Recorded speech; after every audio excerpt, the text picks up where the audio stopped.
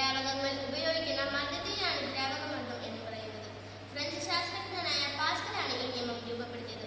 ഈ നിയമം അനുസരിച്ച് ഒരു അടച്ചുവെച്ച ദ്രാവകത്തിന്റെ പുറത്തു നിന്നും ഏതെങ്കിലും ഒരു ഭാഗത്തേക്ക് മർദ്ദം പ്രയോഗിച്ചാൽ അത് ശരിക്കും ലഭിക്കും. ഈ നിയമത്തിന്റെ സാധ്യതകളെ പ്രയോജനപ്പെടുത്തി ഉപയോഗിക്കുന്ന ചില ഉപകരണങ്ങളാണ് hydraulic bridge, hydraulic Jack, hydraulic lift, hydraulic crane, hydraulic press. അടുത്തതായി ഞങ്ങളിവിടെ പറയാൻ പോകുന്നത് ഒരു ഹൈഡ്രോളിക് ബ്രിഡ്ജാണ്. ഹൈഡ്രോളിക് ബ്രിഡ്ജിനെ മൂവിംഗ് ബ്രിഡ്ജ് എന്ന് പറയുന്നു. ഇത് പാസ്കൽ നിയമം അനുസരിച്ചാണ് ഇത് പ്രവർത്തിപ്പിക്കുന്നത്. വലതുവശത്തെയും ഇടതുവശത്തെയും സിറിഞ്ചുകളാണ് ഇതിനെ പ്രവർത്തിപ്പിക്കുന്നത്.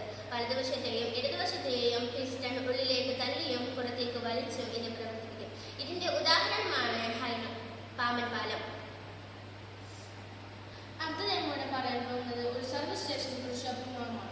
ഇവിടെ ഒരു ചെറിയ പാലം പ്രയോഗിക്കുമ്പോൾ അത് ചെറിയ വിസ്തീർണത്തിൽ പ്രയോഗിക്കുമ്പോൾ അത് വലിയ വിസ്തീർണമായി മാറുന്നു. വലിയ വിസ്തീർണത്തിൽ പ്രയോഗിക്കുമ്പോൾ അത് ചെറിയ വിസ്തീർണമായി മാറുന്നു.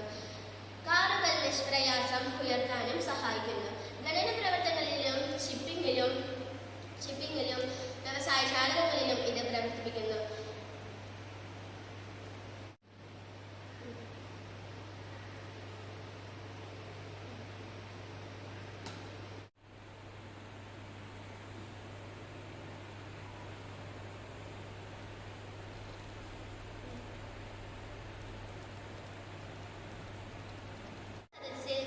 മുഖ്യമന്ത്രിയും മന്ത്രിമാരും സഞ്ചരിച്ച വാഹനത്തിൽ ഹൈഡ്രോളിക് ലിഫ്റ്റ് അടങ്ങിയിട്ടുണ്ട്. ഹൈഡ്രോളിക് ക്രെയിൻ നിർമ്മാണ പ്രവർത്തനങ്ങളിൽ ഭാരമുള്ള സാധനങ്ങൾ ഉയർത്തുവാൻ സഹായിക്കുന്ന ക്രെയിനിന്റെ ഉപയോഗം ഈ തത്വത്തെ അടിസ്ഥാനമാക്കിയാണ്.